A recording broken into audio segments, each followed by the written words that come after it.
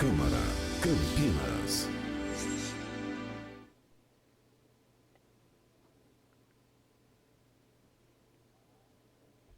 Olá, boa tarde. Você acompanha ao vivo agora pela TV Câmara Campinas a reunião mensal da Comissão da Mulher, presidida pela vereadora Neuza do São João, que tem como tema a ciência da felicidade e do bem-estar.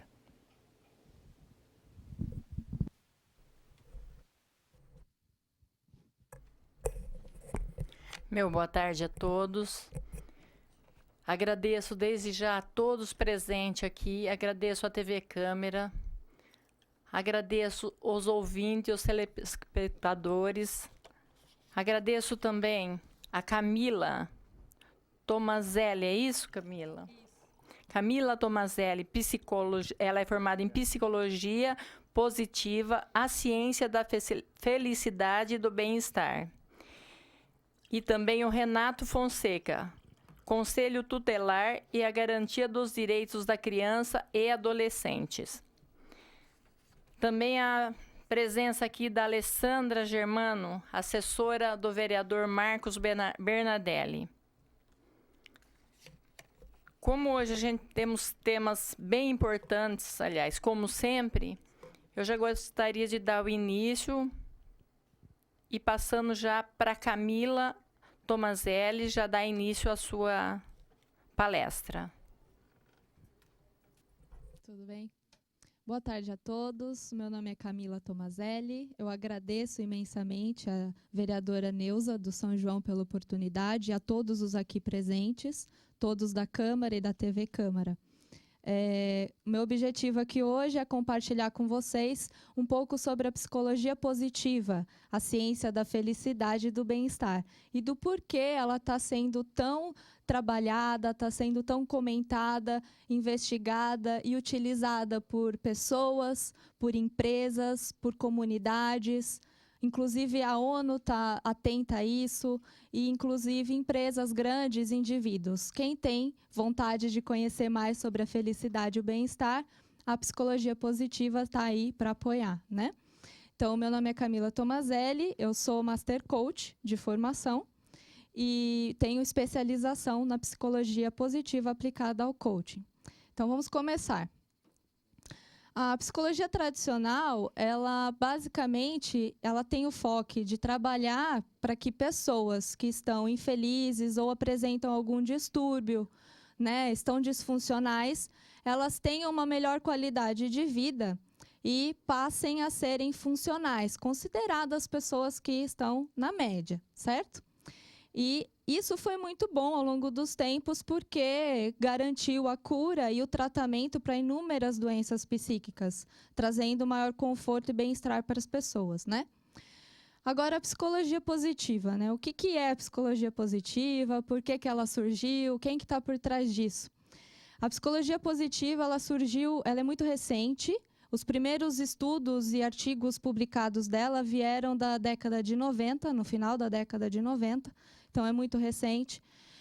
O Dr. Marty Seligman, considerado o pai da psicologia positiva, fez uns primeiros artigos em relação a isso. Ele é psicólogo de formação e ele entendeu que a psicologia poderia agregar muito mais aos seres humanos. Não só cuidar das pessoas que tinham algum distúrbio, alguma disfunção, mas também apoiar os indivíduos que têm já uma vida relativamente boa a terem uma vida ainda mais feliz, mais plena e mais próspera. Então, eles criaram a psicologia positiva, né? Como eu falei, ela apoia principalmente indivíduos que têm uma vida razoável, uma vida boa, mas que querem ser mais felizes, mais talentosas e mais plenas. Então, a psicologia positiva traz ferramentas que apoiam as pessoas a se sentirem mais felizes e com mais bem-estar nas suas vidas. A psicologia positiva, ela é multidisciplinar. O que isso significa? Ela não é uma vertente da psicologia positiva. Ainda que ela tenha vindo também dessa vertente, ela bebe de muitas fontes e ela é embasada pela neurociência, inclusive. E muitos antropólogos, sociólogos, filósofos, gestores, educadores, né, e profissionais da área de saúde estão por trás dessa ciência que estuda a felicidade e o bem-estar. Então, a ideia é, através de ferramentas simples e de aplicação prática, apoiar os indivíduos a terem essa vida mais plena, mais feliz, que todo mundo merece ter. E eu acredito que todo mundo quer ser mais feliz, certo? Quais são os pilares da psicologia positiva? Ela está embasada em 3 pilares principais. São as forças positivas, as emoções positivas e também instituições positivas.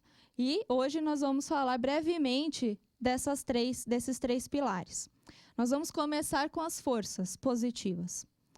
E aqui a gente entra num estudo que relata as virtudes e as forças humanas. O que é isso?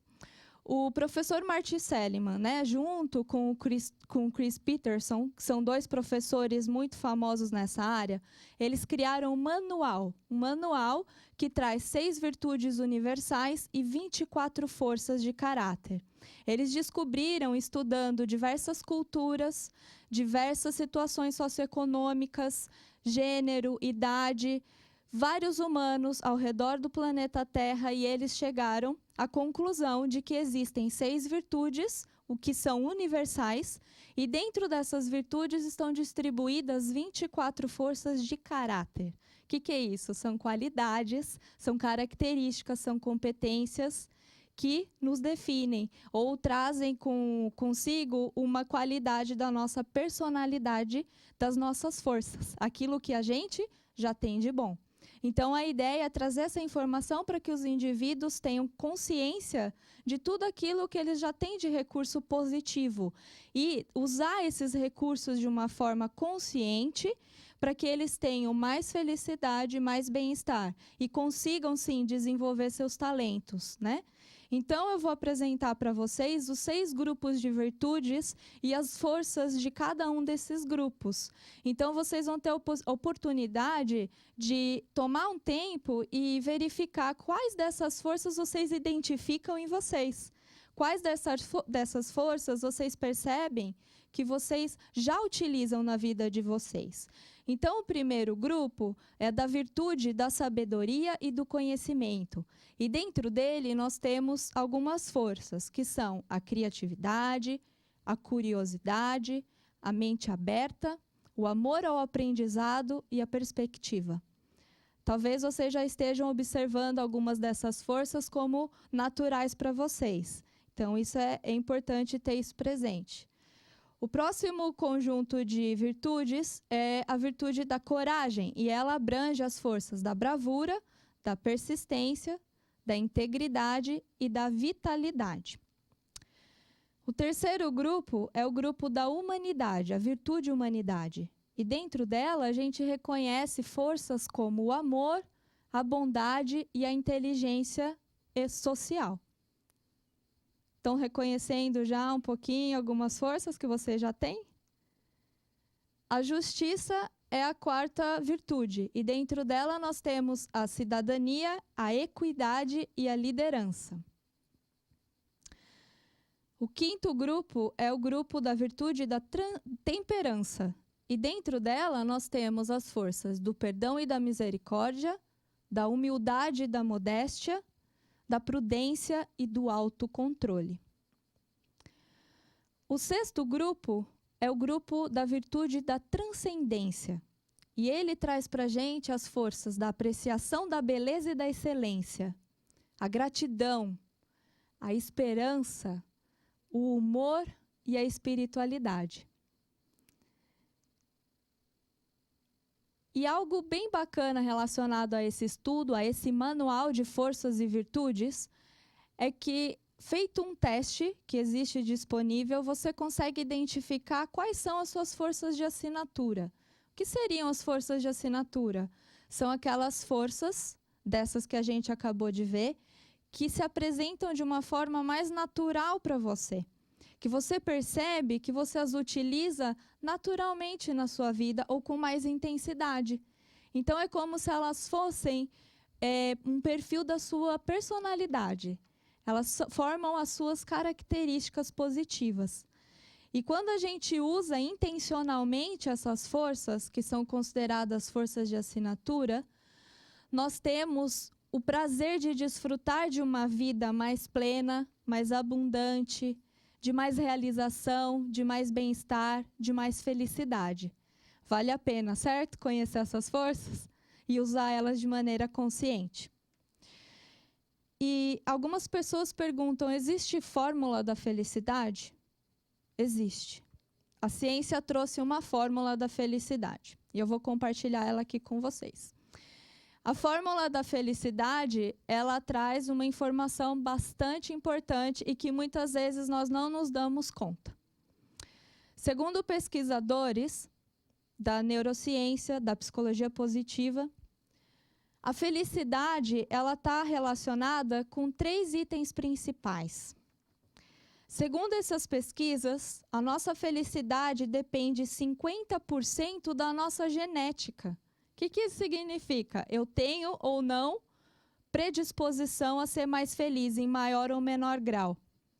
Então, conhecem aquelas pessoas que são naturalmente felizes? Provavelmente a genética delas apoia bastante, né? Aquelas outras pessoas que naturalmente não são tão felizes e talvez para se sentirem assim elas precisem de um pouco mais de esforço, né?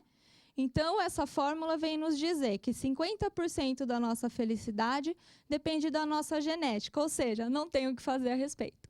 Você herdou isso dos seus pais, dos seus ancestrais. O segundo grupo de informação relacionado à fórmula da felicidade está relacionado com as circunstâncias ou ambiente. Isso significa que o ambiente onde nós estamos inseridos, a nossa família, o nosso trabalho, a nossa sociedade, a nossa cultura e também a nossa condição socioeconômica, só é responsável por 10% da nossa felicidade. E a gente vê muitas vezes, nos pegamos colocando a responsabilidade da nossa felicidade fora. E isso chama atenção porque a nossa felicidade em 90% depende de nós mesmos, 50% da genética. Agora, aqui tem uma chave muito importante, que é o terceiro grupo que compõe a fórmula da felicidade, que é a atitude ou comportamento. A maneira como eu me expresso, a maneira como eu vivo, como eu me comporto, as atitudes que eu tenho, são responsáveis por 40% da minha felicidade. Significa que em 40% pelo menos a responsabilidade é totalmente minha, de eu escolher ser feliz, de eu escolher olhar para as coisas boas, ter um foco mais positivo, encarar a vida de uma maneira mais positiva. E isso traz informação também, porque a nossa atitude ou a maneira como eu me comporto pode influenciar a minha realidade, pode influenciar o ambiente onde eu estou inserido. Pode influenciar a minha família, meu trabalho, a sociedade onde eu vivo. E isso significa que, com um bom comportamento, uma boa atitude, talvez eu consiga mudar também o meu ambiente.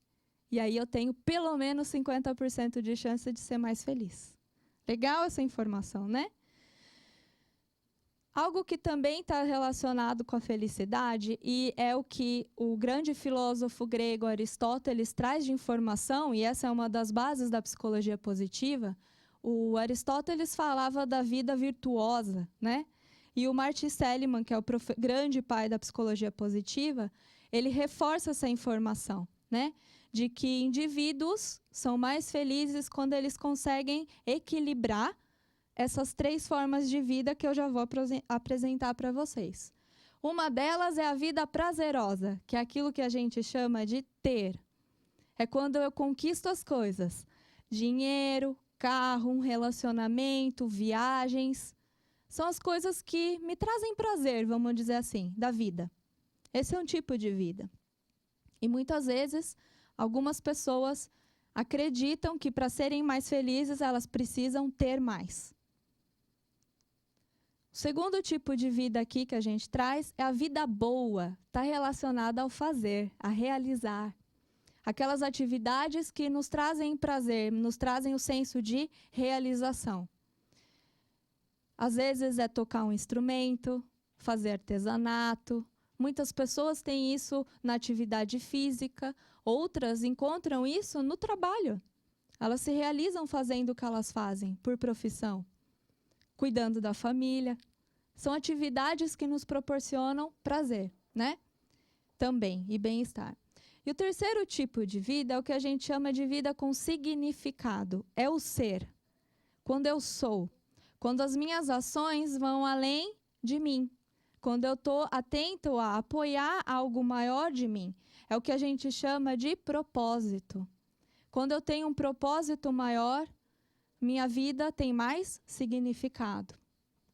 Isso é o que trouxe o Viktor Frankl também. Ele escreveu um livro que chama Em Busca de Sentido. Ele é um sobrevivente dos campos de concentração e ele chegou à conclusão de que, independente das circunstâncias, por piores que elas sejam, se o indivíduo tem propósito, ele tem um porquê de viver, ele sobrevive. Ele sai daquela situação que está limitando. Então, importante ter propósito. Então, quando eu consigo unir essas três vidas, né, que é a vida com prazer, vida com significado e vida com propósito também, e a vida prazerosa, eu consigo ter uma vida virtuosa. Eu consigo ser mais feliz, mais pleno, mais realizado. Isso nos leva a uma outra informação que a psicologia positiva traz, que é o florescimento. Estamos entrando quase na primavera, então vem bem a calhar o termo, né? Florescimento. E algumas pessoas falam, mas florescimento, isso tem a ver com planta, né? Na verdade, o florescimento é o desabrochar do ser humano. E essa informação, esse termo vem para identificar o indivíduo que é feliz, o indivíduo que está prosperando, o indivíduo que contribui, que tem realização, tem talento, tem bem-estar na vida dele. Então, quando eu estou florescendo, eu estou mais feliz. Como eu faço para florescer, né? Aqui tem o diferencial de termos que eles usam, florescimento versus definhamento. O indivíduo está florescendo quando ele está na sua zona de crescimento. O que é isso? Quando o indivíduo está sendo desafiado, quando ele tem metas, quando ele tem um propósito, quando ele tem uma atividade que contribui para ele crescer e se sentir importante ou sentir que ele está contribuindo, essa pessoa está crescendo, está se desenvolvendo e, consequentemente, florescendo. O contrário de florescer é o definhamento. O que é isso? Eu estou definhando quando eu estou na zona de conforto. Algumas pessoas provavelmente já ouviram falar da zona de conforto. Na zona de conforto eu não estou crescendo, eu não estou me desenvolvendo. É aquela situação em que eu não tenho vontade de fazer as coisas, eu vou me fechando, não tenho vontade de me relacionar, ou eu fico preso no meu universo. E ainda que ele esteja desconfortável, como eu sei lidar muito bem com ele, eu prefiro ficar ali do que arriscar e sair dele.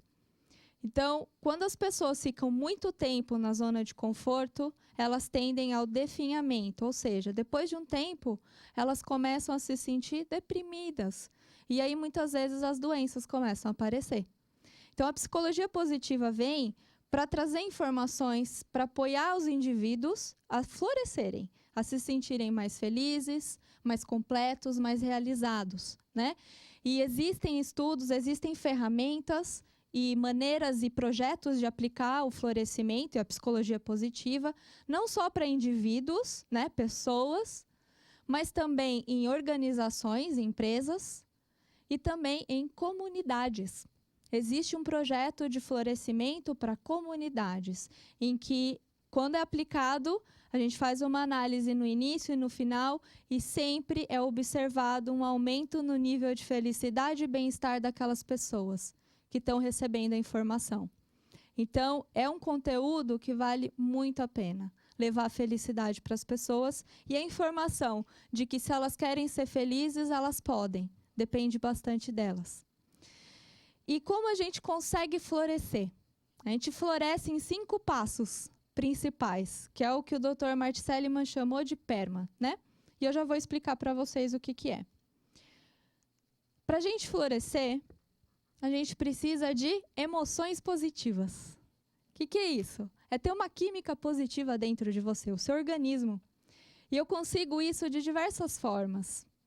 Então, realizando atividades físicas, ou seja, cuidando da minha saúde. Eu consigo ter emoções positivas quando eu tenho um propósito, quando eu tenho um objetivo e eu me sinto avançando, aprendendo, crescendo. Quando eu mudo minha fisiologia. As emoções positivas são muito importantes para que a gente tenha uma vida mais plena e mais florescimento, né? Então, cultivar emoções positivas é importante. Otimismo, bem-estar, felicidade, alegria, bom humor, né? Gratidão. O segundo ponto é o engajamento. O que é isso, né? O que é estar engajado? É você estar entregue, comprometido a uma atividade. Quando eu tenho um trabalho que me completa ou que me fornece condições de sempre estar aprendendo, contribuindo ou crescendo, eu sinto esse engajamento. Algumas pessoas se sentem totalmente engajadas quando estão tocando um instrumento, por exemplo, musical. Ou fazendo uma atividade física que goste muito. Ou fazendo artesanato. Ou quando você está engajado em apoiar a sua família, de repente. Como aqui as pessoas da Câmara que estão engajadas em construir uma sociedade melhor. Em fazer um serviço em prol da sociedade. Então, o engajamento é importante quando eu estou comprometido com algo na minha vida. O terceiro item é manter relacionamentos positivos. O ser humano precisa de conexão. O ser humano precisa de amor. Então, quando eu estou próximo de pessoas que eu amo e que me fazem bem, ou pessoas com quem eu gosto de estar, de conviver, e eu tenho um aumento das emoções positivas e eu estou mais próxima de florescer. Essa é uma grande forma da gente construir o florescimento na nossa vida. Então, relacionamentos positivos são muito importantes. Um outro passo é o propósito, que é o que eu comentei agora há pouco, né? A gente precisa ter um propósito na vida. Por que vale a pena viver, né? O que me estimula a estar aqui? O que me faz fazer o que eu faço? O que me faz viver como eu vivo? Né? O propósito é sempre aquela questão maior, que está além de mim, enquanto indivíduo apenas. É algo que me expande e me aproxima das outras pessoas, do mundo. Quando eu quero fazer algo justamente para fazer a diferença, não só por mim, mas por outras pessoas. Então, um propósito é muito importante, do porquê que vale a pena viver. Por que você vive? O que te faz viver bem e feliz? E o quinto item está relacionado à realização. O que é isso? Nós precisamos realizar coisas. A gente fala de metas, né? Muitas pessoas não trabalham com metas. Outras só trabalham com metas. Mas metas independente do seu trabalho, independente disso ser da sua profissão, do seu estudo, é importante nós traçarmos metas para as nossas próprias vidas. Às vezes eu tenho a meta, por exemplo, de encontrar mais vezes os meus amigos, que faz tempo que eu não os vejo. Ou eu tenho a meta de cuidar melhor da minha saúde, praticando uma atividade física. Ou eu tenho a meta, de repente, de voltar a fazer um hobby, algo que me dá prazer e faz tanto tempo que eu não faço.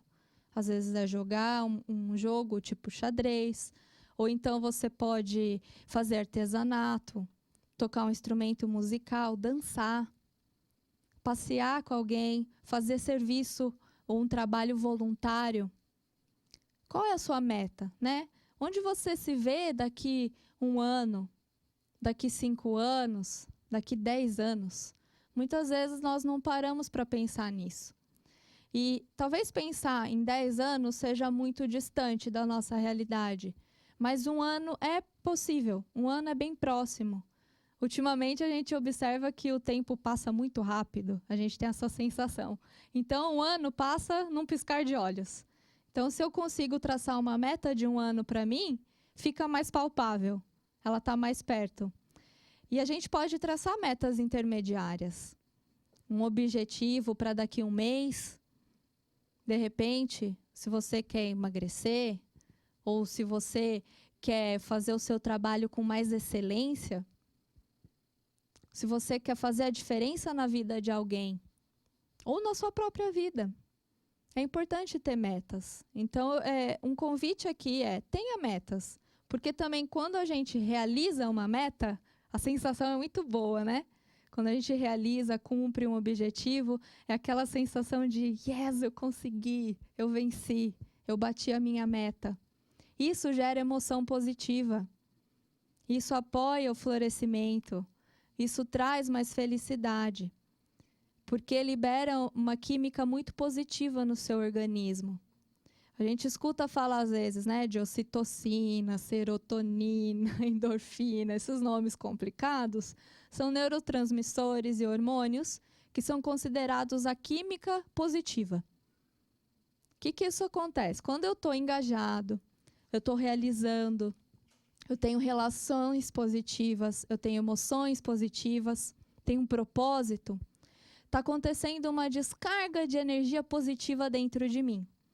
E isso me permite aprender mais, me permite a estar mais aberto às novas informações, aos pontos de vista diferentes dos meus.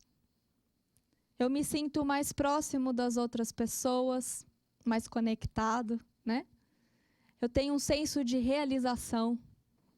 Tudo isso gera uma química positiva e te dá energia para fazer mais. Quando eu cumpro uma meta, qual que é a sensação muitas vezes que eu tenho? Qual que é a próxima? Que eu quero sentir isso de novo. E não precisa começar com coisas muito grandiosas. A gente pode começar com uma mini meta. A gente fala que é o próximo pequeno passo. É o passinho de neném. Às vezes a gente se preocupa em dar um passo muito grande.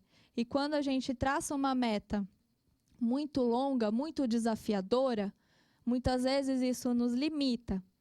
E aí tem o efeito contrário. Em vez de eu me sentir estimulada a ir naquela direção, eu travo. Então, o que eu posso fazer em relação a isso? É importante ter uma visão de longo prazo. Vamos dizer assim, um norte. Para onde eu quero ir? Onde eu quero estar daqui 5, 10 anos? Eu gostaria de... E aí sonhar é possível. Você pode sonhar, está na sua cabeça. É de graça. Se você está sonhando, vamos vencer no sonho, certo? A realidade, a gente trabalha para que aquilo seja verdade depois. Quando eu tenho um objetivo de longo prazo, o que a gente fala muito é trace metas intermediárias. E aí a gente começa pelo passinho de neném, que é o próximo passo, uma micrometa, uma meta pequenininha, que é um passinho, que é algo diferente do que eu estou fazendo hoje, ou algo que de repente eu nunca fiz, algo que eu já fiz e já deu certo e eu deixei de fazer, esqueci. E aí eu decido fazer de novo e entrar em movimento. Então, quando eu cumpro essa meta, por menor que ela seja, eu tenho a sensação de sucesso.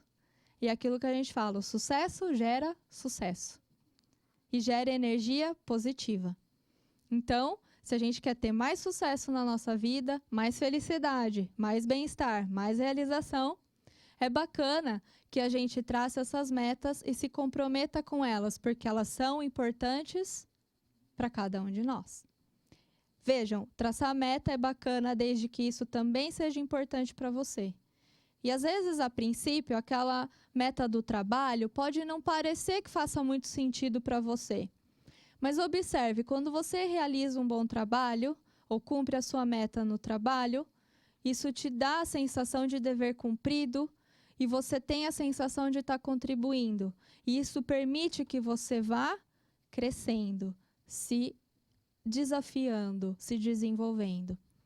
Então, talvez a pergunta seja, o que essa meta tem a ver comigo? Ou qual sentido ela tem para mim? Como ela está conectada com o meu propósito? Ou como ela vai me apoiar a chegar mais perto daquilo que eu quero para a minha realidade, o meu futuro desejado. E aí a gente entra numa outra parte que a gente pergunta, felicidade tem dia? Felicidade pode ser medida? A felicidade ela pode ser medida. Inclusive, existe um teste para ser feito, que ele traça o perfil de felicidade. São 7 perguntinhas básicas e que no final ela diz, em maior ou menor grau, se você está florescendo, se você está em pleno florescimento, ou seja, está muito feliz, realizado, tem uma vida muito boa. Se você está começando a florescer, quer dizer, estou começando, minha vida está caminhando para lá. Se você está naquela média, tipo, tá bom, mas também não tá tão bom, tô levando. Sabe aquela situação de tô levando? Então a gente está ali no meio do caminho. E esse teste ele também traz a informação do definhamento, né? Quando as pessoas elas estão decaindo, estão indo ao contrário da felicidade, do florescimento. Isso traz um norte. Então, se você tem essa informação, você fala, legal, ou eu continuo, se eu estou florescendo, o que eu faço para continuar florescendo? Ou se eu estou num estado de pré-florescimento ou definhamento, o que eu posso fazer para ser mais feliz? O que eu posso fazer para florescer? Para ter mais realização na minha vida? Felicidade tem dia? Tem. A ONU, em 2012, instituiu o dia 20 de março como o Dia Internacional da Felicidade. Por que eles fizeram isso? Curioso. Dentro das reuniões da ONU, tem um paizinho que participa que chama Butão. Butão é um país. E é um país que mede o índice de felicidade nacional. Não só o PIB, mas para eles o mais importante é esse índice. Esse índice ele leva em consideração a felicidade das pessoas do Butão, da comunidade, leva em consideração o status socioeconômico, o apoio das pessoas, do governo, o bem-estar. Então, é um espectro mais amplo que ele leva em consideração. E o Butão é um país muito feliz. Não só por definição, mas é medido isso. E, estimulados por isso, todos os países, os 192, se não me engano, que participaram dessa reunião da ONU em 2012, votaram a favor do projeto de instituir o Dia Internacional da Felicidade. Qual o objetivo? De levar para as nações essa informação de que é importante não só suprir as necessidades básicas dos indivíduos, mas também de ter ações que promovam a felicidade e o bem-estar dessas pessoas e dessas comunidades, que promova o florescimento desses indivíduos. Agora, por que isso é importante também? Só para as pessoas serem mais felizes? Não só por isso. Estudos comprovam também que pessoas que são felizes, elas são mais bem-sucedidas. Pessoas felizes têm menos estresse. Pessoas felizes têm uma vida mais saudável. Pessoas felizes produzem melhor, produzem mais. Elas têm uma melhor performance, ou seja, elas entregam mais, elas realizam mais. Vale a pena quando a gente trabalha com isso. Entendendo essa informação e a importância de levar felicidade para as pessoas, muitas empresas têm feito isso. Eles têm levado para dentro das corporações, levado para os seus funcionários, informações da psicologia positiva, ferramentas da psicologia positiva, com o intuito de aumentar a felicidade desses indivíduos para que eles tenham um melhor desempenho, que eles contribuam mais e melhor. Então, quando nós somos felizes, é que nós somos mais bem-sucedidos. Muitas vezes, lembram das 3 vidas que a gente falou no início? A gente acredita que é preciso ter as coisas para ser feliz. Quando eu tiver isso, eu vou ser feliz. Quando eu tiver aquilo, eu vou ser feliz. Quando eu estiver fazendo essa atividade, eu vou ser feliz. A fórmula da felicidade diz que você pode ser feliz agora, se você quiser. Se você trouxer isso para você. Buscar ter isso como seu foco. E quando você estiver num estado mais positivo, com certeza seus resultados vão ser melhores. Você vai ter mais sucesso, vai ter mais realização, vai contribuir mais e vai inspirar as pessoas com quem você convive. Não só a sua família, mas também as pessoas no seu trabalho, seus amigos. A felicidade é contagiante. Quando a gente vê um bebê sorrindo, todo mundo sorri também, não é? Quando tem um bebê num ambiente, está todo mundo feliz. Porque ele inspira felicidade, ele inspira amor, conexão. A felicidade, ela é contagiosa. E é um bom contágio, eu diria, né? Se a gente está feliz, a gente tem mais na nossa vida. A gente consegue realizar mais. Fica mais fácil atingir os objetivos. Fica mais fácil ter aquilo que a gente quer ter na nossa vida. Fica mais fácil fazer o que a gente se propõe a fazer. A gente tem um senso de contribuição maior, de engajamento, lembra dos itens? Agora, como é que a gente faz? Tem ferramenta? Tem. Eu vou trazer para vocês algumas. Ferramentas para apoiar o florescimento e a felicidade. São muito simples. Uma delas, sim, é a atividade física. Porque a atividade física, ela não só cuida da sua saúde, mas ela libera aquela química positiva no seu cérebro. E isso faz o quê? Te dá mais motivação, te dá mais condições de raciocinar melhor. Quando eu estou bem, quando eu pratico atividade física regular, meu raciocínio funciona melhor. Eu penso melhor, eu tomo melhores decisões. Eu tenho energia, eu tenho disposição para fazer mais as coisas. Então, muitas vezes, se eu trabalho muito tempo sentado, por exemplo, uma coisa que é importante é de tempos em tempos você levantar e andar. Dá uma volta. Caminha um pouquinho, estica as pernas. Talvez vá beber uma água, faz um pouquinho de alongamento, onde está. Isso muda o seu estado físico e isso muda, consequentemente, as suas emoções. A maneira como você está pensando. Isso oxigena o cérebro. Quer dizer o quê? Você pode pensar melhor. Às vezes eu estou trabalhando e está difícil resolver um problema. Se eu levanto, tomo uma água, tomo um ar, a hora que eu volto, a solução de repente aparece tão fácil. É porque eu estava numa posição que não estava me apoiando. Então, a atividade física, por si só, já aumenta a felicidade. Um exemplo disso, bem bacana, é um estudo que foi feito com pessoas em estado depressivo. Porque, apesar da psicologia positiva trabalhar com indivíduos que, como eu comentei, estão numa vida razoavelmente boa e querem mais da vida, ela também está sendo aplicada para indivíduos que precisam de um apoio, de repente, para sair de um estado emocional não tão positivo, para sair mais rápido. E a atividade física apoia muito nisso. Se você praticar 3 vezes por semana uma atividade moderada e intensa, significa o quê? Uma caminhada mais forte, de repente uma corrida, uma bicicleta, uma aula de zumba. Por 45 minutos, 3 vezes por semana, em 3 meses você tem totalmente diferente a sua percepção de felicidade. Pessoas que passaram por esse teste, em 3 meses saíram do estado de depressão, sem remédio. É importante essa informação. Muitas vezes a gente não se sente tão motivado a praticar atividade física, né? Às vezes dá um pouco de preguiça, desânimo. Não é só pela estética, não é só porque é bom, porque o médico recomendou. Aqui, então, tem um ponto a mais para você praticar atividade física. Quem pratica atividade física regular é mais feliz. E eu acho que todo mundo quer ser mais feliz, certo?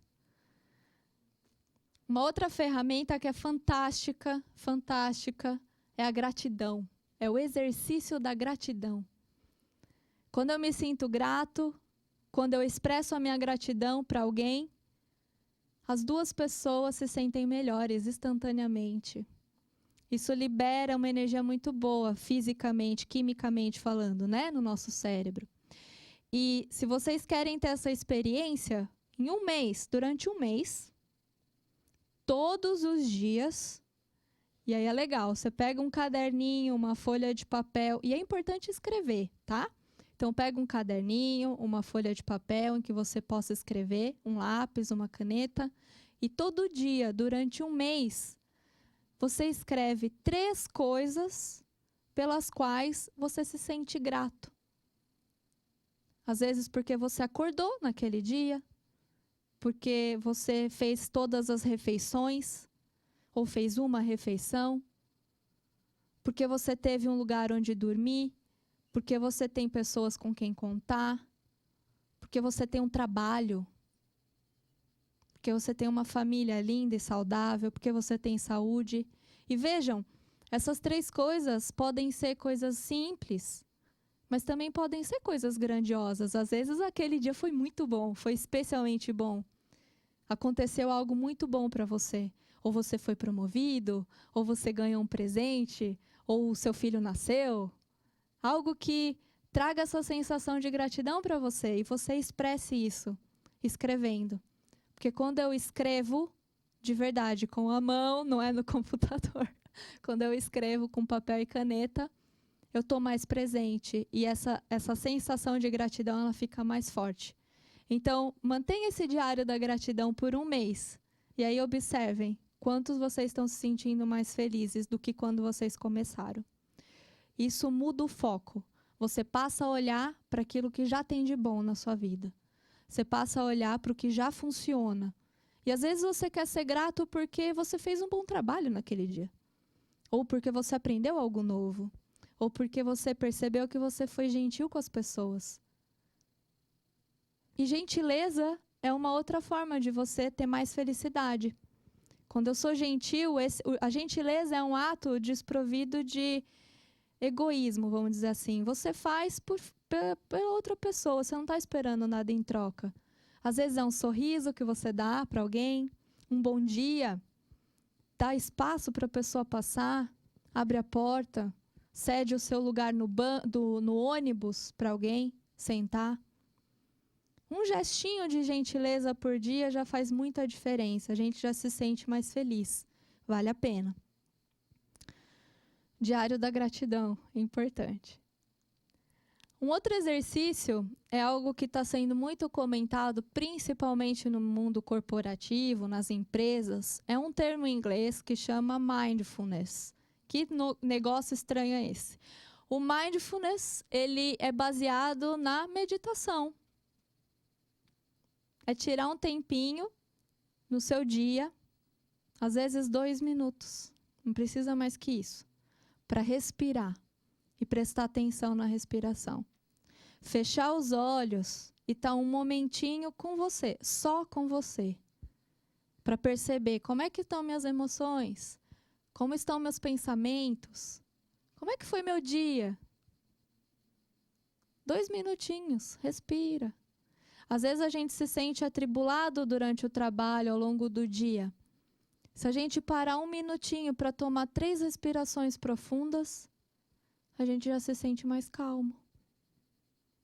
Às vezes, uma respiração profunda antes de dar uma resposta atravessada para alguém, já muda a minha percepção.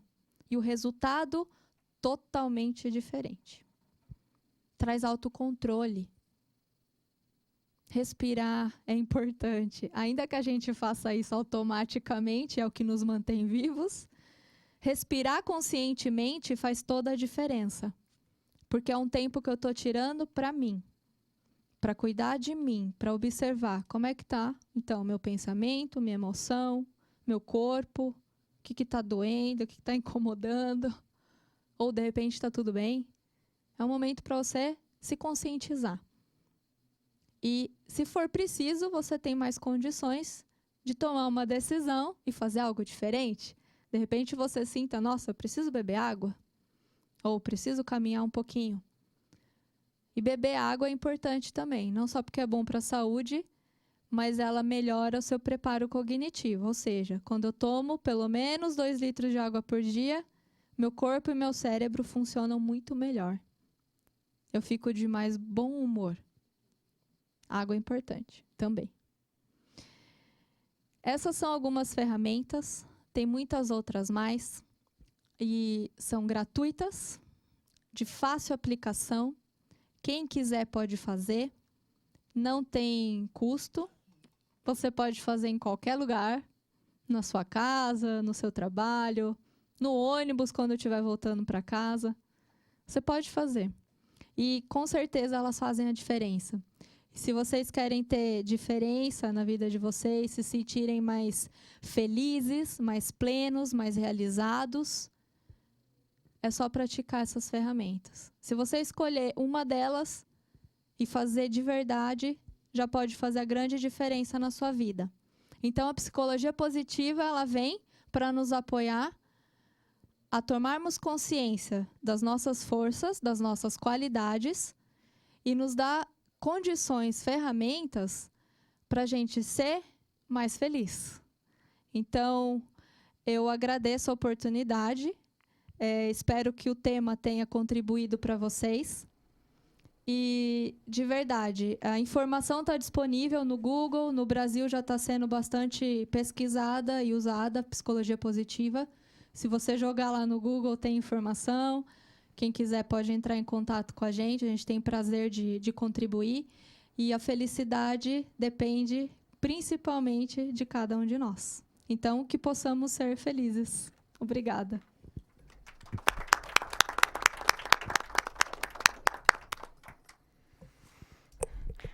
Obrigada, Camila. Foi uma super aula para a felicidade, não tenha dúvida disso. Quero aproveitar no intervalo agora, cumprimentar também, agradecer a Lourdes Simões, assessora do vereador Carlão do PT. Obrigada, Lourdes. A Nelly Monteiro, analista do Legislativo da Elecamp. Obrigada também. E agradecer o nosso vereador,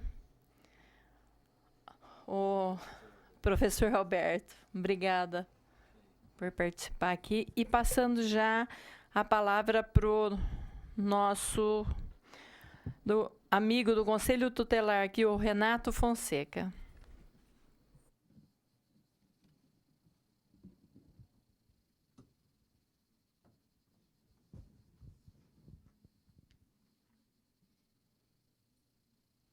Boa tarde a todos e a todas. Renato Fonseca, sou conselheiro tutelar, hoje representando a região sudoeste de Campinas, primeira gestão, e agradecemos essa oportunidade de estarmos aqui falando um pouco do Conselho Tutelar, o que é, como que funciona, as denúncias, quantos conselhos nós temos em Campinas, né, como que apareceu, como surgiu o Conselho Tutelar, ok? E espero que seja proveitoso. Esse primeiro slide, eu separei 2 artigos, o artigo número 3 e o artigo número 4 do ECA, que preliminarmente eu gostaria de ler com vocês. A criança e o adolescente gozam de todos os direitos fundamentais inerentes à pessoa humana, sem prejuízo da proteção integral de que trata esta lei, que é o ECA. O artigo número 4. É dever da família, da comunidade, da sociedade em geral e do poder público assegurar, com absoluta prioridade, a efetivação dos direitos referentes à vida, à saúde, à alimentação, à educação, ao esporte, ao lazer, à profissionalização, à cultura, à dignidade, ao respeito, à liberdade e à convivência familiar e comunitária. Ok? Eu vou falar rapidamente de onde veio o Estatuto da Criança e o Adolescente. Tá? Antes do Estatuto, existiam 2 doutrinas preponderantes, que são chamadas a doutrina do direito penal do menor e a doutrina da situação irregular. A doutrina do direito penal do menor, ele olha a criança e o adolescente como visto pela ótica do direito penal, ou seja, a criança e o adolescente, ele não tem direitos, ok? E foi nessa época em que surgiu o termo técnico jurídico menor. Hoje nós não utilizamos mais essa palavra menor, não existe menor, existe criança e adolescente. Nessa época, o Estado intervinha quando o menor era vítima de delito ou agente de delito, ok? Então ele era recolhido.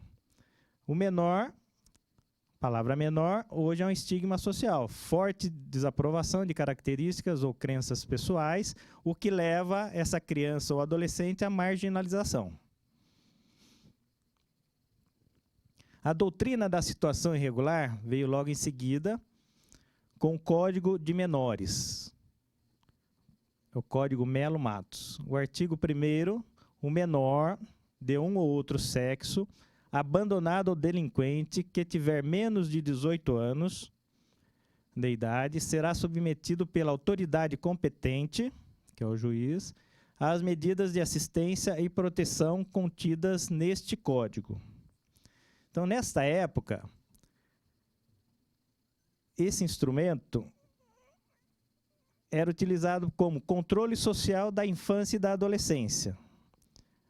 Crianças e adolescentes vítimas de omissões da família, aquela família que não tinha condições e que levava aquela criança à delinquência, a fazer alguma coisa errada, e da sociedade e do Estado em seus direitos básicos. Então, seriam as crianças de primeira idade, infantes expostos, são todos referentes ao menor.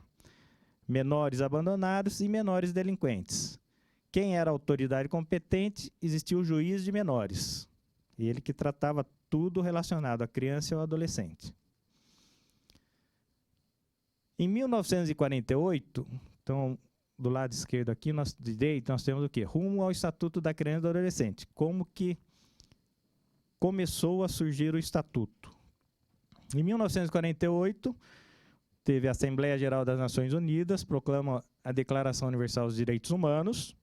Em 1959, Declaração dos Direitos da Criança, pela ONU. Em 1979, foi criado o Ano Internacional da Criança. Em 1987, a Assembleia Nacional Constituinte, e em 1988, a nova Constituição do Brasil, que no seu bojo tem o artigo 227. Esse artigo 227, ele traz para a gente o quê? O artigo número 4, lembra? É dever da família, da sociedade e do Estado assegurar à criança, ao adolescente e ao jovem, com absoluta prioridade, o direito à vida, à saúde, à alimentação, educação, lazer, profissionalização, cultura, dignidade, respeito, liberdade e a convivência familiar comunitária, além de colocá-los a salvo de toda forma de negligência, discriminação, exploração, violência, crueldade e opressão. Então, em função do artigo 227 da Constituição, nasce o Estatuto da Criança e do Adolescente em 1990. Esse ano completando 25 anos. Do lado esquerdo ali, um resumo, né, do que foi feito com tudo isso, né, desde 1948 a 1990. Foi incorporado o melhor da legislação mundial. Hoje nós temos o Estatuto da Criança e do Adolescente, ele contém a melhor legislação mundial em relação à criança e adolescente no mundo. Introduziram um novo paradigma, elevando a criança e o adolescente à condição de verdadeiros cidadãos, como sujeitos de direitos e de deveres. Então, o adolescente, a criança, passou a ser um sujeito de direitos. Antes, ele não era nada, né? Ele era o menor delinquente. Então, ele passou, com o Estatuto da Criança e do Adolescente, a ser um sujeito de direitos e deveres.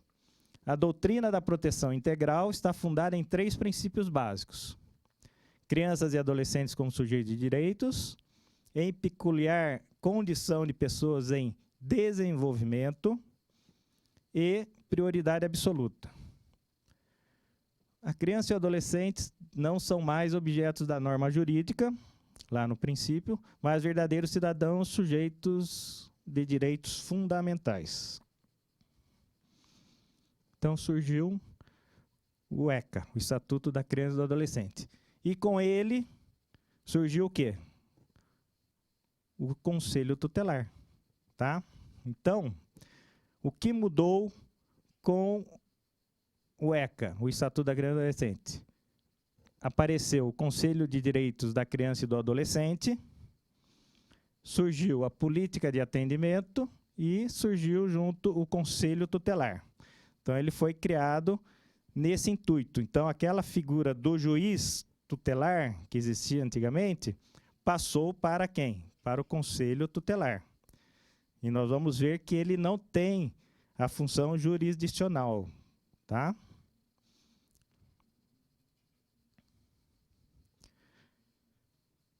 Dentro do sistema de garantias de direitos, então a gente pode perceber que o Conselho Tutelar, ele está junto com quem? Ele faz parte ali da defesa e garantia de direitos. Então, ele está junto com o Ministério Público, Defensoria Pública e Juizado, ok? Então, quem defende o direito hoje da criança e do adolescente? Ministério Público, Defensoria Pública, o Juizado e o Conselho Tutelar, ok? Quem faz a promoção desses direitos? Os conselhos, as entidades de atendimento, as ONGs, CRAS, CREAS, PAIF, PAEF. Ok?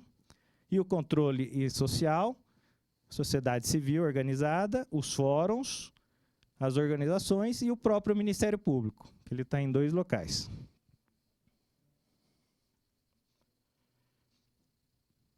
Sistema de garantias de direitos, ele visa o quê? Nós falamos lá atrás que a proteção integral, tá?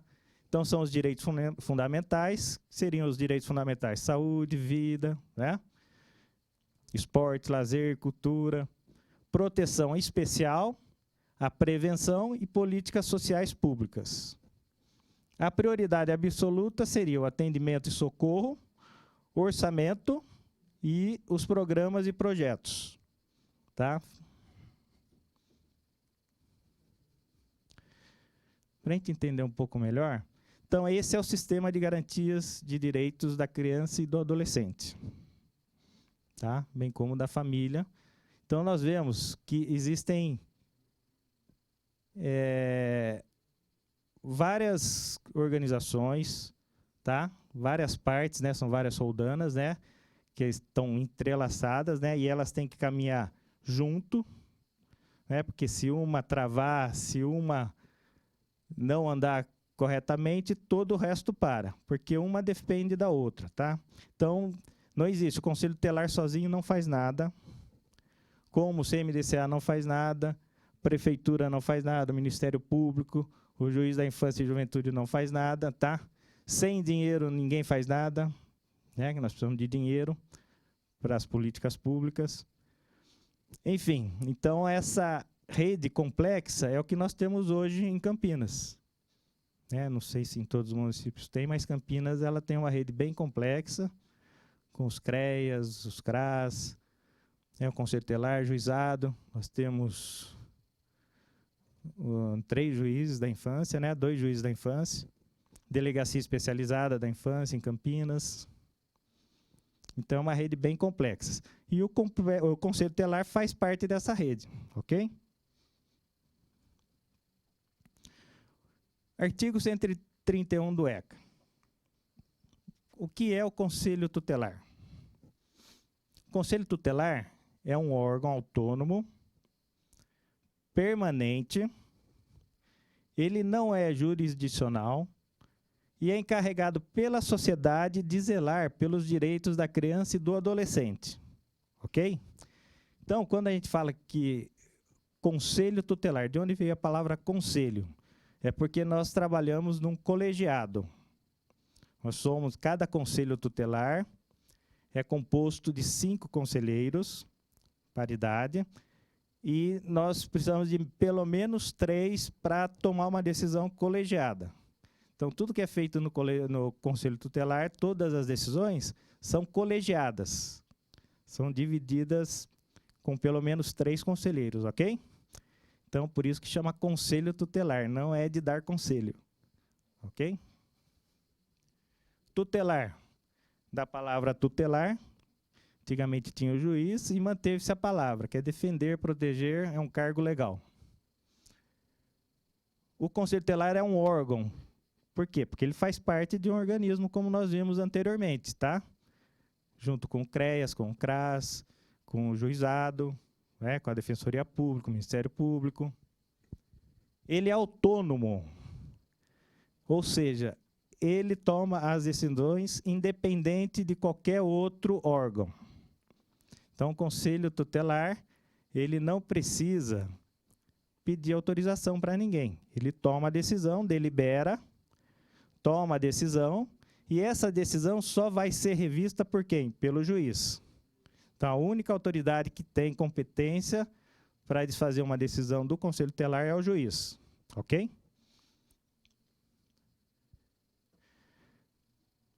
Ele não é permanente. Depois de criado o Conselho Tutelar, no município, ele não pode mais ser desfeito.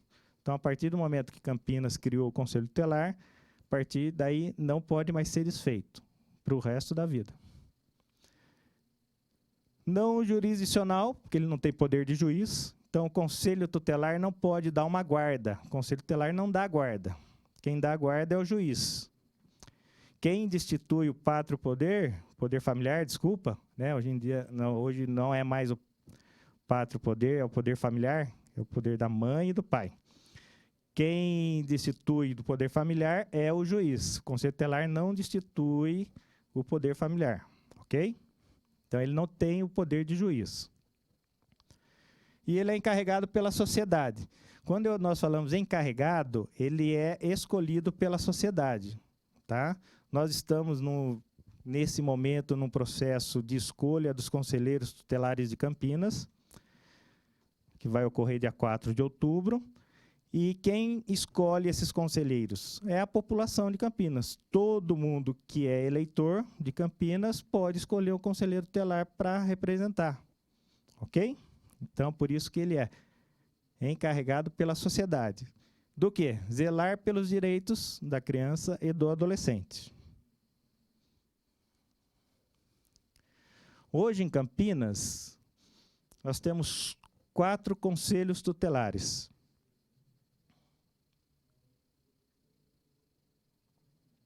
Dividido em 4 regiões.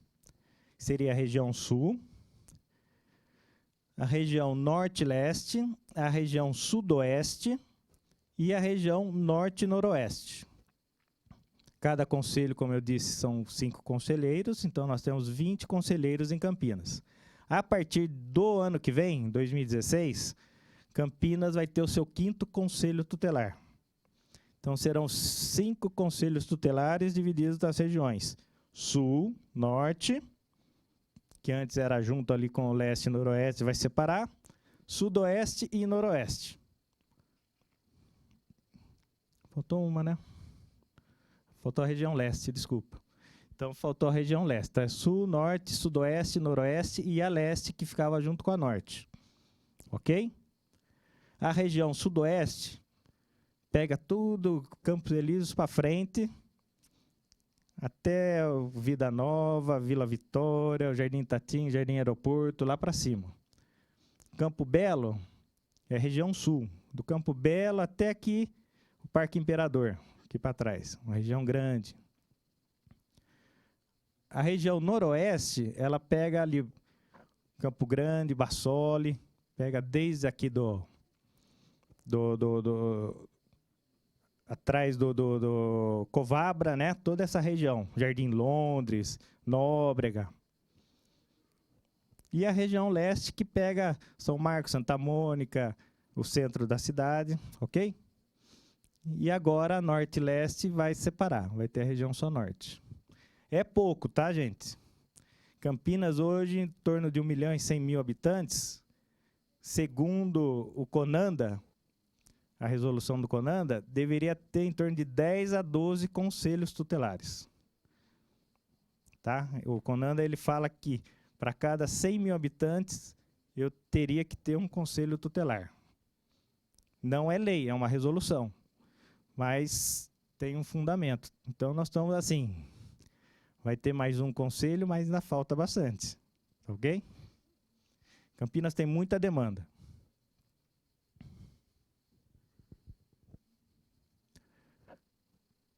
O Conselho Tutelar aqui ele só está explicando o que eu acabei de falar, deve ser autônomo para que possa tomar independência para aplicar medidas, né? Se eu tivesse que pedir para algum outro órgão autorização para tomar determinada medida, eu não tomaria. né? Então, nós somos autônomos para tomar qualquer tipo de medida, até o acolhimento. Ele é não jurisdicional, já foi dito, já que não atenderá aos casos de natureza jurídica. Deve ser um colegiado, por isso a paridade. Como os casos sociais eram encaminhados à justiça tutelar, o legislador resolveu manter a expressão. E nasceu o Conselho Tutelar. Então, ele não nasceu, percebemos que ele não nasceu do nada, né? Então, ele tem toda uma história. Quem o Conselho Tutelar atende? Como que ele atende? Para que ele atende? Qual o direito ameaçado ou violado? Quais são os violadores? Quais medidas?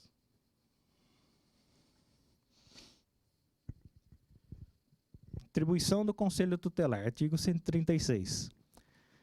Nós atendemos, o Conselho Tutelar ele atende crianças e adolescentes, casos previstos no artigo 98, que têm ameaça ou violação de direito, pela família, pelo Estado, pela sociedade ou pela própria conduta dele. Então, quem pode violar o direito da criança e do adolescente?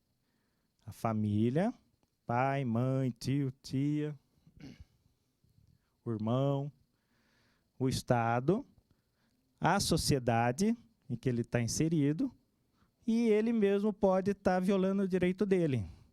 Quando ele coloca a vida dele em risco, né, indo à biqueira, consumir droga, ele está colocando a vida dele em risco. Ele está violando o direito dele, que é de viver. Ok?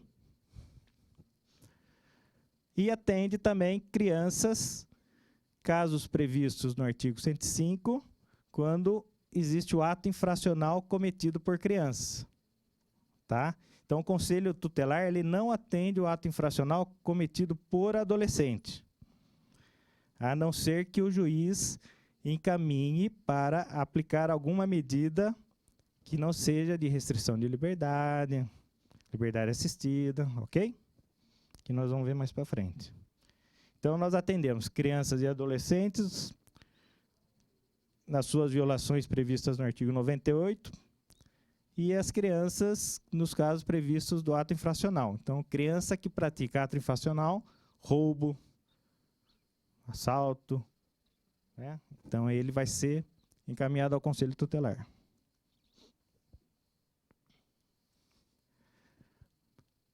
Artigo 136, 2. O Conselho Tutelar também atende quem? Pais e responsáveis. Seria pai, a mãe, o responsável legal. E ali, para o pai e para a mãe, existe a previsão do quê? Daquelas medidas segundo o artigo 119, de 1 a 7. Seria advertência, orientação, encaminhamento para serviço de saúde, ok?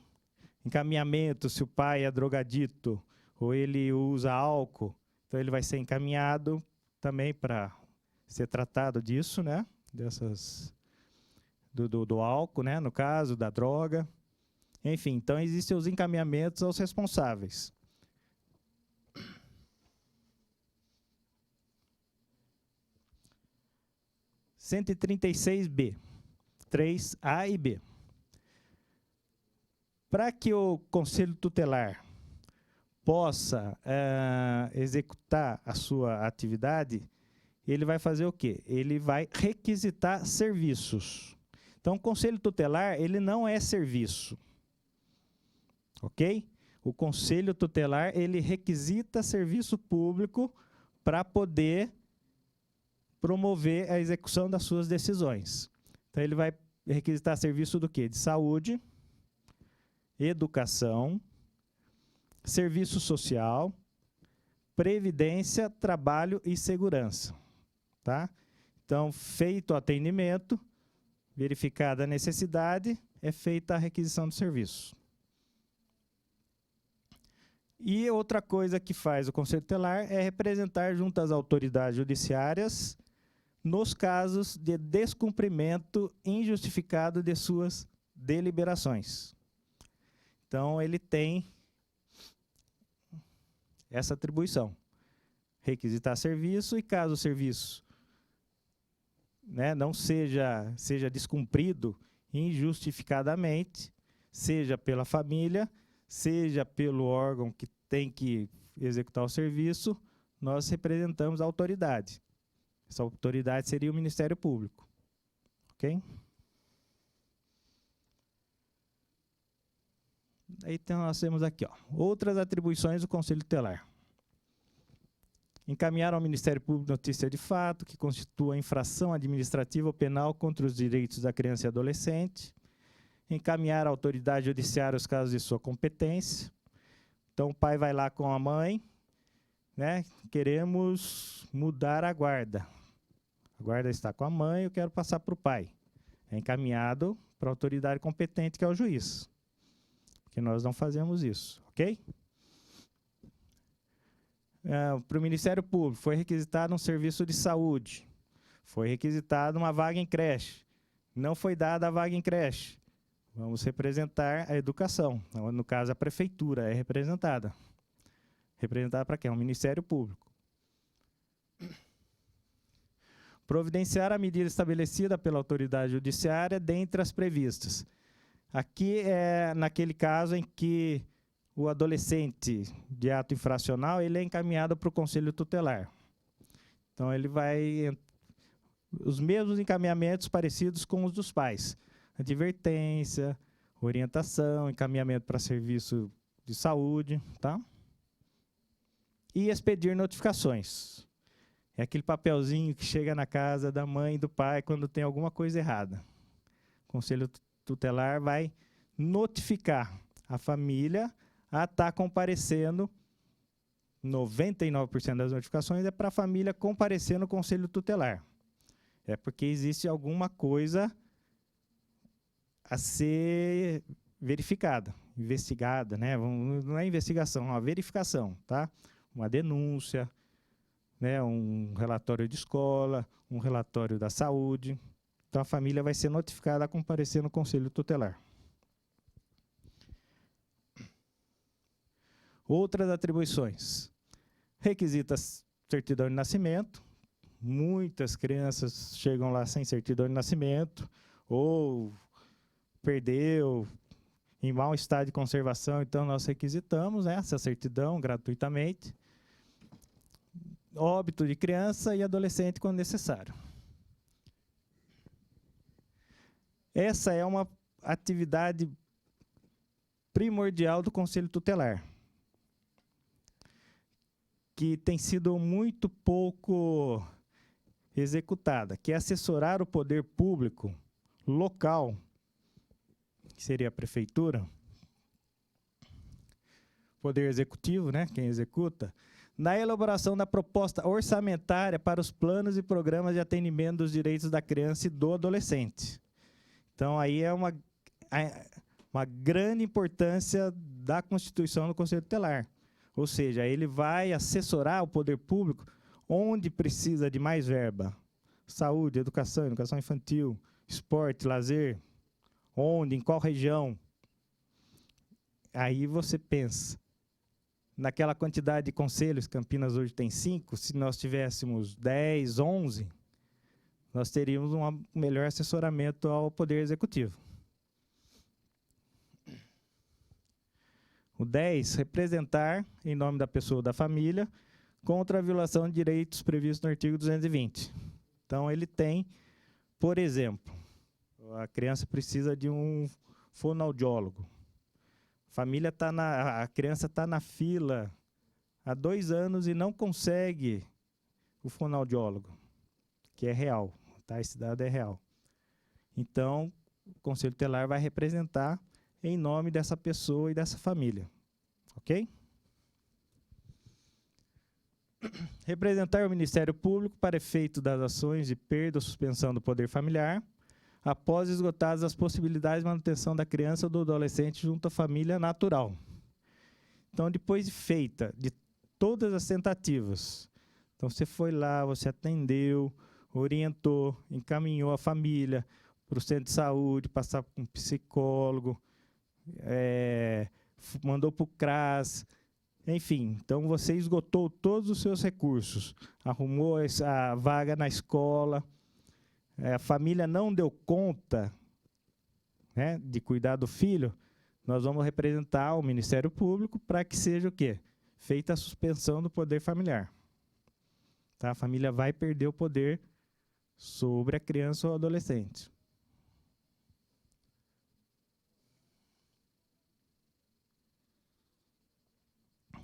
(12) Promover e incentivar na comunidade e nos grupos profissionais ações de divulgação, treinamento para o reconhecimento de sintomas, maus tratos em crianças e adolescentes.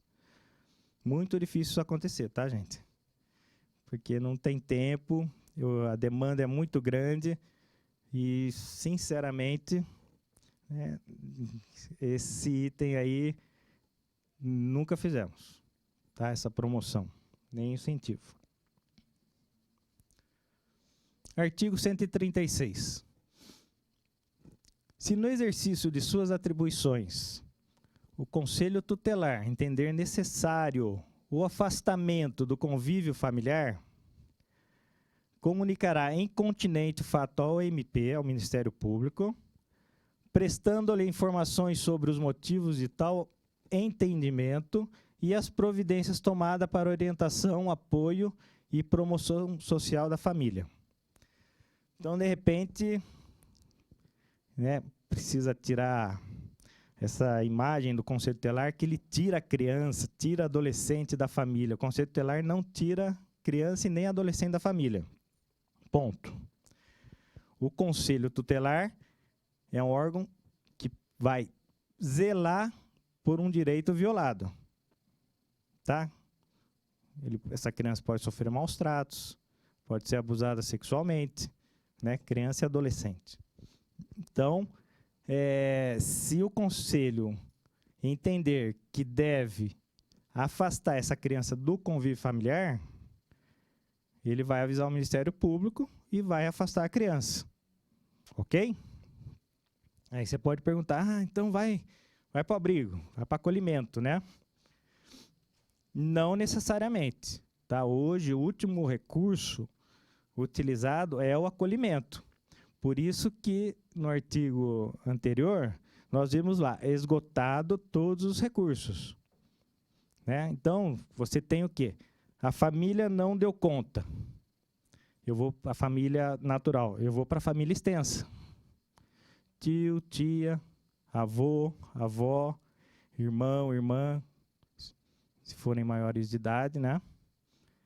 Então, eu vou tentar a família extensa. Então, o último recurso é o acolhimento. Quando você percebe que não existe a família extensa, né? Não existe ninguém que possa cuidar dessa criança, que tem um vínculo com essa criança, então o lugar mais seguro para ela, a criança ou adolescente, é para o acolhimento.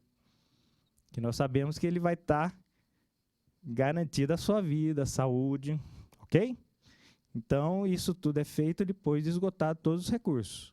Avisado o Ministério Público e, a partir daí, essa família tem direito, sim, a recuperar seu filho, a recuperar o poder familiar. Vai ser trabalhado através da assistência social, psicólogos, né, entender o que está acontecendo, o uso de droga, bebida. Né, a falta de dinheiro não é motivo para afastar nem criança e nem adolescente da família. Ok?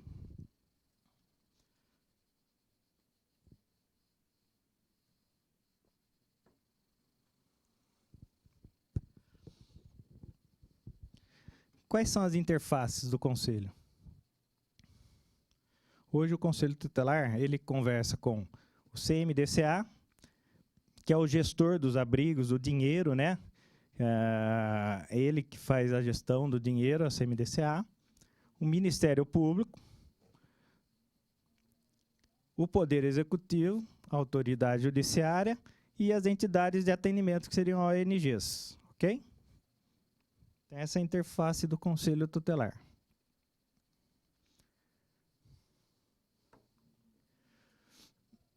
Passos do atendimento. A denúncia, ela pode chegar no Conselho Tutelar de várias formas, ok? Nós temos o telefone, que seria o Disque Denúncia Municipal, 3236-3040. Ele atende o município e a região metropolitana de Campinas. O Disque 100, que é o federal. Então, são 2 telefones, os quais podem ser usados para denúncia anônima. Né? O denunciante não precisa se identificar. Ok? Pode ser escrito, uma denúncia por escrito. Ele vai até o Conselho Tutelar, vai ser atendido pelo conselheiro e vai fazer a denúncia. Ou outros tipos de denúncia. Pode ser um e-mail. A partir do ano que vem, nós vamos ter o CIPIA, né, que é o Sistema Integrado, e que ele vai permitir que de qualquer lugar, de qualquer computador, você possa fazer uma denúncia anônima. Né? Então, você não vai precisar mais ligar, então você vai poder utilizar a internet para fazer a denúncia. Então, seria outra forma de denúncia. Chegando à denúncia, o que vai acontecer? Vai ser distribuída para o conselho, que atende a região, e esse conselho vai deliberar, em conjunto, se ele vai visitar a família, se ele vai notificar essa família a comparecer no Conselho Tutelar, se ele vai requisitar um serviço da assistência, da saúde, enfim, então ele vai deliberar. Pode ser que seja uma denúncia urgente. Olha, liga alguém naquele momento, um assistente social, caso recente. O pai entrou aqui na entidade, pegou o moleque pelo pescoço e levou embora batendo.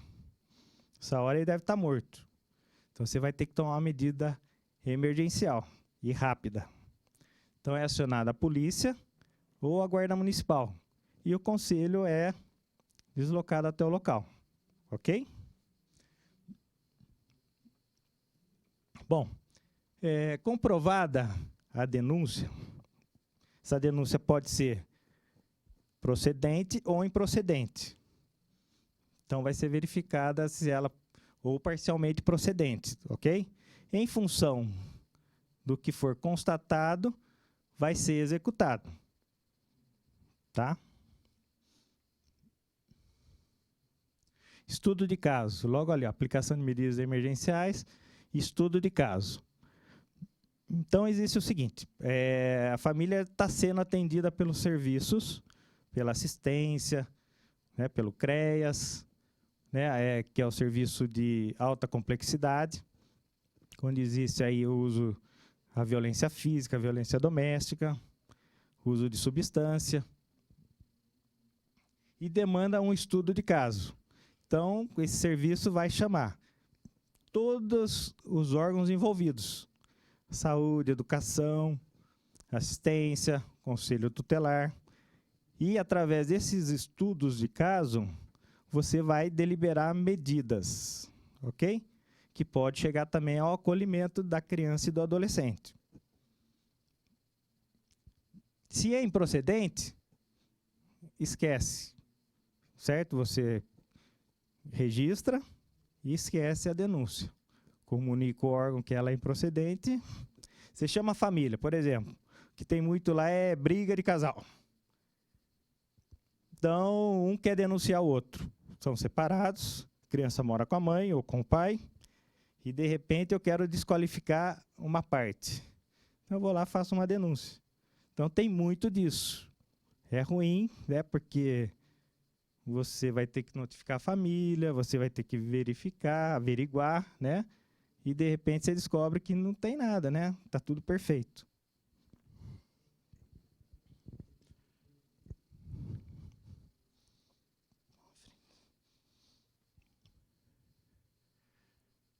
Bom, antes de falar disso, dessa lei,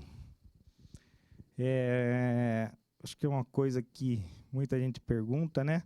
Sobre creche, sobre que é um direito violado. Né? A creche, hoje, dos direitos violados de criança, nós podemos colocar que é a creche, tá? não só em Campinas, mas no Brasil como um todo. Se vocês assistiram Fantástico aí há pouco tempo, falando São Paulo, estado de São Paulo, a cidade de São Paulo, o déficit de vagas em creche é muito grande. Só que é um direito da criança, não é um direito da mãe. Uma pergunta que sempre fazem é: mas tem um monte de mãe que não trabalha e tem um filho na creche. Eu trabalho e meu filho está fora da creche. Então, o direito é da criança, não é da mãe. Ok? Então, o primeiro ponto é esse. Então, todas as crianças têm direito à creche, à educação infantil. Se a mãe trabalha, não. Se tem condição financeira, se não tem condição, o direito é da criança. Ok? A partir do momento que todas as crianças têm direito à creche e não têm a creche, qual é o caminho? O caminho jurídico, tá? Então, essa mãe tem que ir lá na creche, vai fazer o seu cadastro. Feito o cadastro, essa mãe vai se dirigir ao Conselho Tutelar. No Conselho Tutelar, ela vai receber 2 documentos, 2 ofícios. Um encaminhamento para ela retornar à creche, que ela vai pegar a negativa da creche. A creche vai falar nesse documento oficial do Conselho Tutelar: não existe vaga. E ela vai ligar na Defensoria Pública ou, através de um advogado particular, ela vai entrar com uma ação contra o violador do direito, que é o Estado, que é o município. Ok? E essa vaga vai sair. Vai sair através de liminar. Isso é bom? É bom porque você conseguiu a vaga na creche. Mas tem o lado ruim, que seria qual? Numa sala que comporta 20, você vai ter 25, 30 crianças. Então, você está superlotando as creches. E aí, mais um direito violado da criança. Né? Um atendente, um agente que teria que cuidar de 4 crianças, vai cuidar de 10.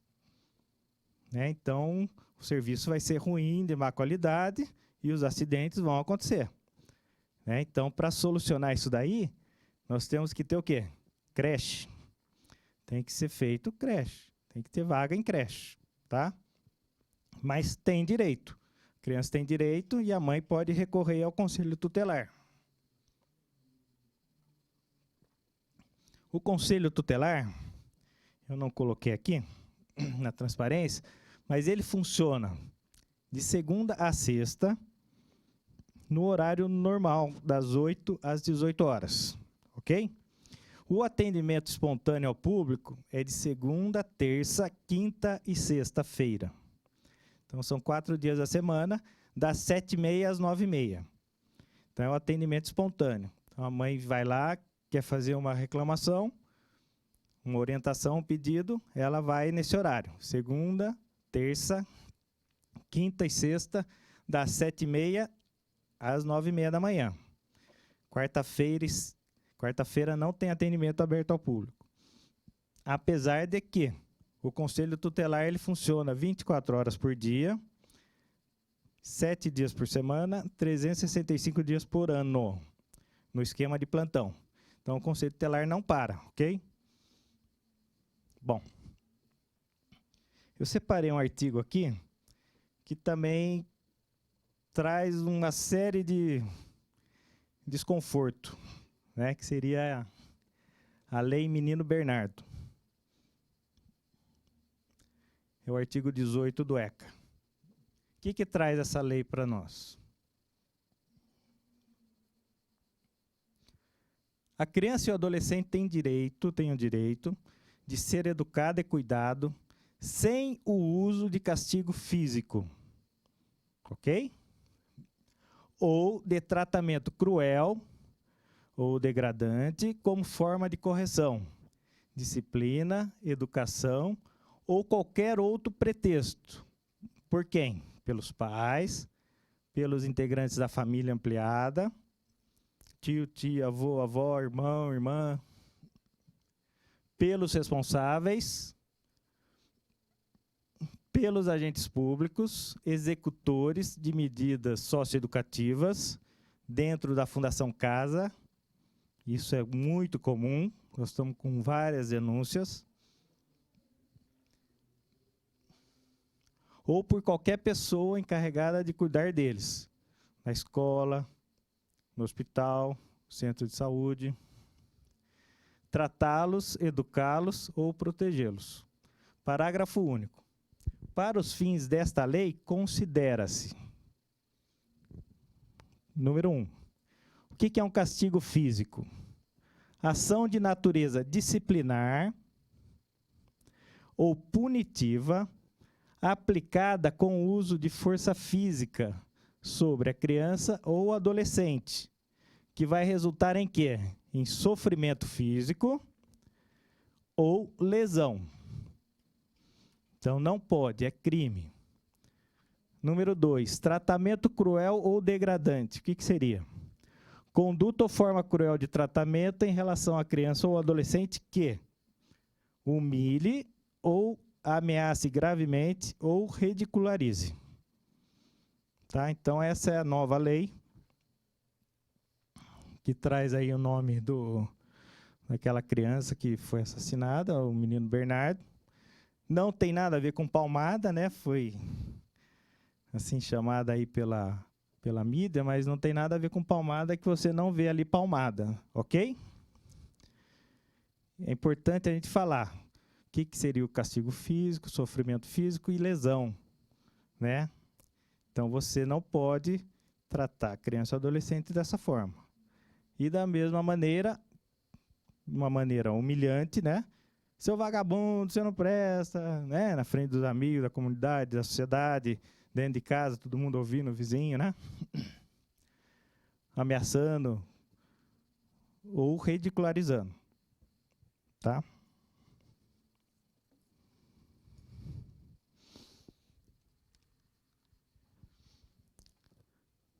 E tem o complemento dessa lei, né? Ele fala o seguinte, esse complemento: quem vai cuidar quando existe esse tratamento cruel, degradante, vai ser o conselho tutelar, ok? Então, transferiram essa incumbência para o conselho tutelar. Então, os pais, integrantes da família ampliada, os responsáveis, agentes públicos, executores de medidas socioeducativas ou qualquer pessoa encarregada de cuidar de crianças e adolescentes, tratá-lo, educá-lo ou protegê-los, que utilizarem castigo físico ou tratamento cruel ou degradante, como forma de correção, disciplina, educação ou qualquer outro pretexto, estarão sujeitos, sem prejuízo de outras sanções cabíveis, às seguintes medidas que serão aplicadas de acordo com a gravidade do caso: encaminhamento a Programa Oficial Comunitário de Proteção à Família, encaminhamento a tratamento psicológico ou psiquiátrico, encaminhamento a curso ou programa de orientação, obrigação de encaminhar criança a tratamento especializado e advertência. Parágrafo único. As medidas previstas neste artigo serão aplicadas pelo Conselho Tutelar, sem prejuízo de outras providências legais. Ok?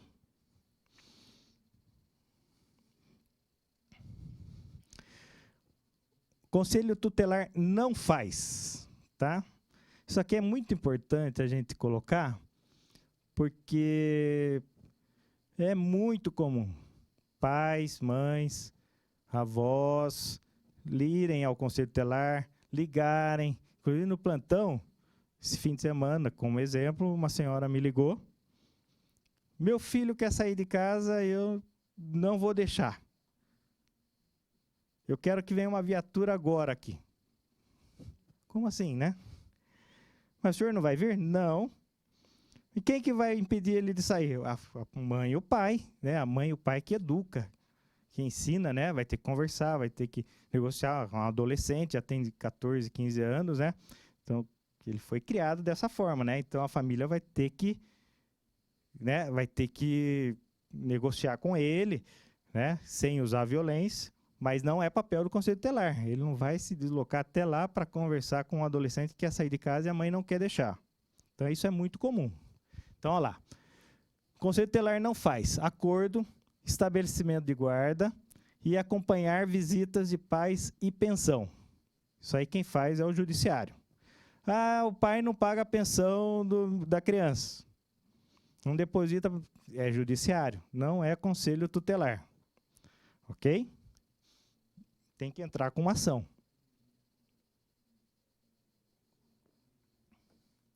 Acariações, entrevistas conjuntas para saber quem está falando a verdade. Também não fazemos. Olho no olho, vamos ver quem está falando a verdade, né? Pai e mãe. Então, não fazemos. Revelação de abuso ou violência sexual. Não fazemos. Existe a Saúde, o CAISME, né? E o Mário Gatti que fazem isso. Afastamento.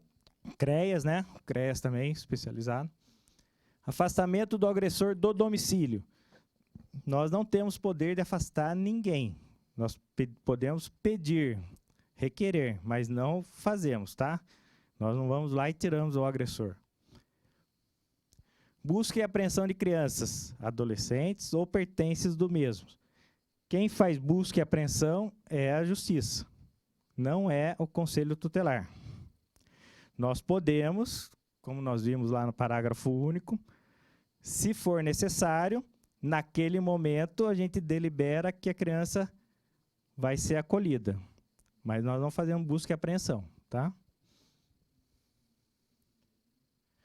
Autorização para viajar, desfilar, frequentar bar, boate ou congêneres. Não é papel também do Conselho Tutelar. Fiscalizar bares, boates ou congêneres. Também não é papel do Conselho Tutelar. Recolhimento de crianças e adolescentes, bem como de seus familiares. Não é papel do Conselho Tutelar. Apuração de ato infracional, mesmo que seja por requisição do delegado de polícia. Não é feito pelo Conselho Tutelar. Tá? O ato infracional é na delegacia, é com o delegado e é com o juiz. Ok?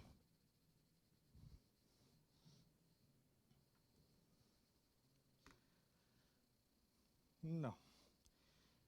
Acabou. Bom, ali nós colocamos fazer só um merchandising aqui da Life Down, né, que é uma ONG que trabalha com síndrome de Down. Na verdade, é um portal de informação, tá? Então, todo mundo que quiser, precisar de informação sobre síndrome de Down, tem aí a Life Down. Ok? Então, o Conselho Tutelar foi apresentado aqui. Espero que vocês possam... É pouco tempo, né? É muita informação. E, de repente, nós estamos à disposição. O e-mail do Conselho Tutelar pode ser acionado, o telefone do Conselho Tutelar pode ser acionado. O telefone do Conselho Tutelar de Campinas é o 3236-2349. Ele é um telefone, um PABX, um número único. Então, é 3236-2349. E o e-mail é adm.ct@campinas.sp.gov.br. Tá? ADM de administrativo.ct de Conselho Tutelar @campinas.sp.gov.br. E nós vamos tirar suas dúvidas. Agradeço a oportunidade de ter participado aqui com vocês e obrigado.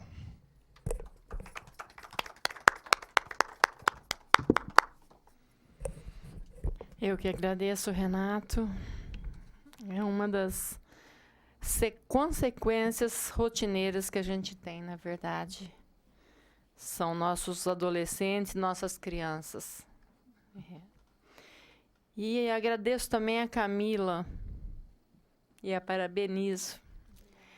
Eu acho que o seu trabalho, ele evolui muito.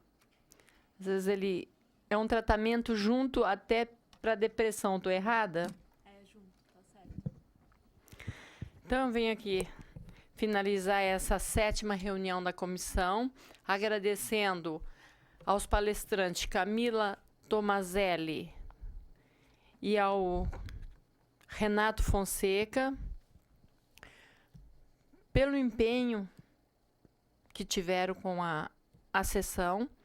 Agradecendo a todos os presentes que ficaram assistindo, a TV Câmara, aos telespectadores que estão nos assistindo.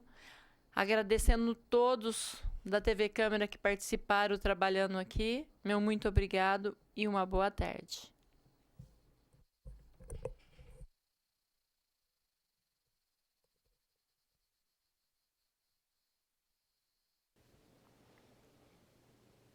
Você acompanhou ao vivo a reunião da Comissão Permanente da Mulher, que hoje tratou sobre felicidade e bem-estar e também contou um pouco aí do trabalho do Conselho Tutelar em Campinas. Logo mais às 5h30 da tarde você acompanha o jornal Câmara Notícia e em seguida a 55ª reunião ordinária aqui da Câmara.